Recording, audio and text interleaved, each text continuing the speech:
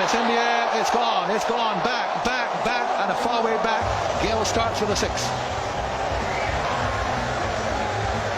This is mano a mano right here, right now. Vittori went for the quicker one first up, dragged it.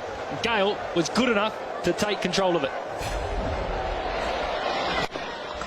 Gayle again, down the ground, just one this time. They'll think of a second. Yes, Marshall says come along for it. He's there now. Very, very close. They'll ask for the television replay.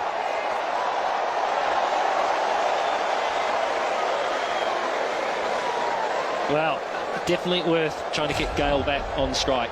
Definitely worth risking a wicket. Great gather from Vittori, and he gets it there. It's a comfortable decision. So Marshall has run out without facing a ball.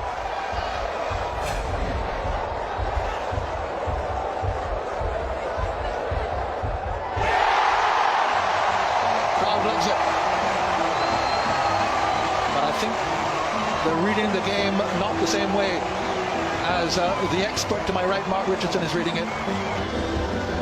If Gayle misses or mistimes it, he can pick him up. So that'll just add a degree of doubt, although I think in one over, I think most batsmen will forget wicket scenarios. They'll just drive the quality of ball strike. They'll look to hit it out of the park. We've seen some tremendous test matches played recently. Cricket's in a buoyant state. You've got to love this.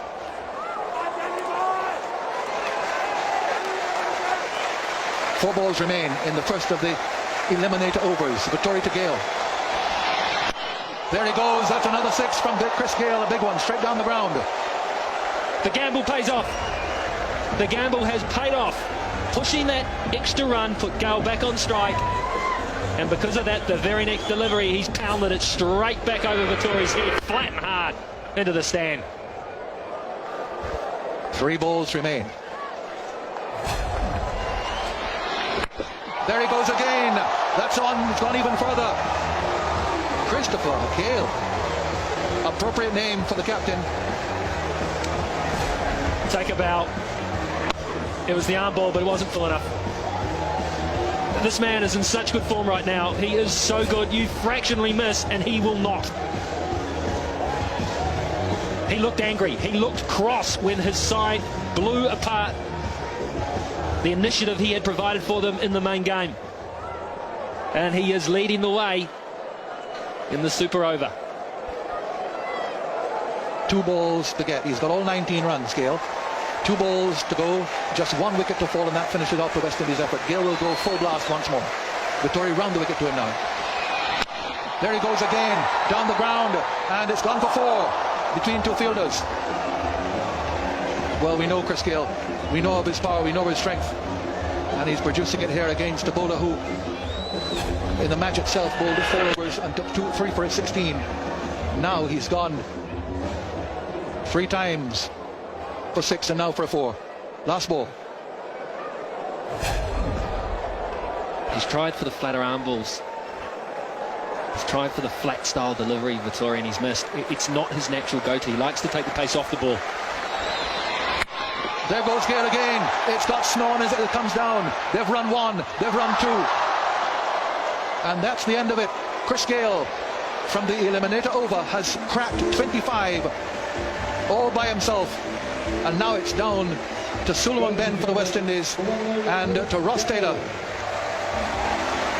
and the others for New Zealand. Well, he's smiling now, Chris Gayle, isn't he? Well, he looked an angry man before he came out the bat, and he took some frustration out, all right. He took it out on the New Zealanders, in particular the New Zealand captain.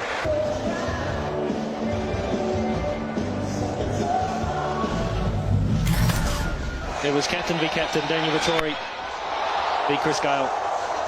New Zealand's best cricketer versus the West Indies' best hitter of a cricket ball. A man in tremendous form right now. Anything that wasn't in the block hole or perfectly pitched, he was prepared to hit hard. He was not missing. He simply was not missing.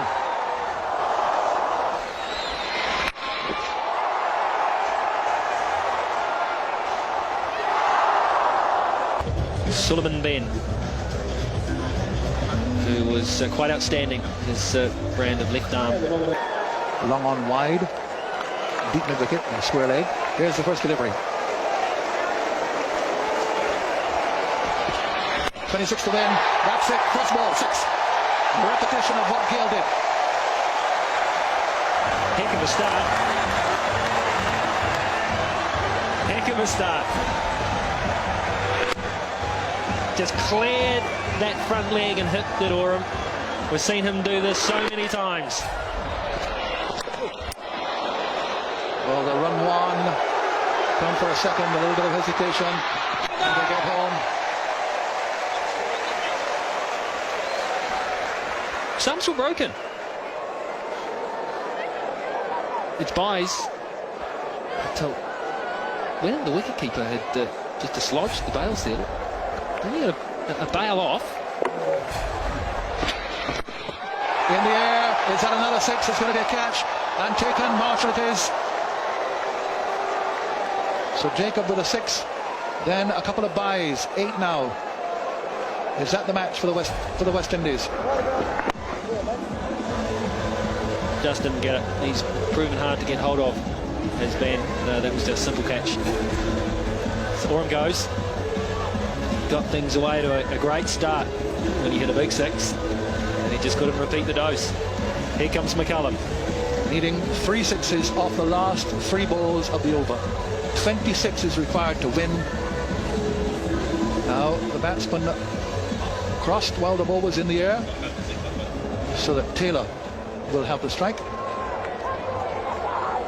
No run, of course, scored. The ball was caught before that eventuality came about. So it will be Taylor. 26 needed. Well, 18 from 3. Simple one there, isn't it?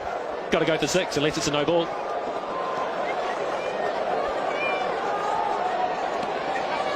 I've seen Chris Gayle say to Sullivan Ben what Frank Worrell said to Wes Hall in the last over of the tie test: do not bowl a no ball. Full pass in the air, down towards the boundary, and gone! That has to be 8. It's gone for 6. Now, was it too high? Was this too high?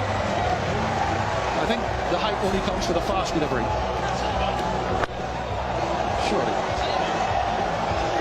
Well, best of my knowledge, it's any bowler, isn't it? Well, it shouldn't be. I mean, if you're bowling slow and you're bowling full tosses, I mean, you can whack it as that one was whacked. 2 sixes needed. Well, when's the cut-off? When's the cut-off? Who's a fast bowler and who isn't? Yep. It's a no ball. The score was 8, so that's gone for 7. So it must only be the one with a no ball. That went for 7. Oh, yeah! That's it, all over. West Indies have won. Then bowls Ross Taylor, and the West Indies have won the first ever 2020 international to be decided by an eliminator over. 2 batsmen out. The West Indies have won a match which looked as if it was in their control all the way through until about the halfway stage.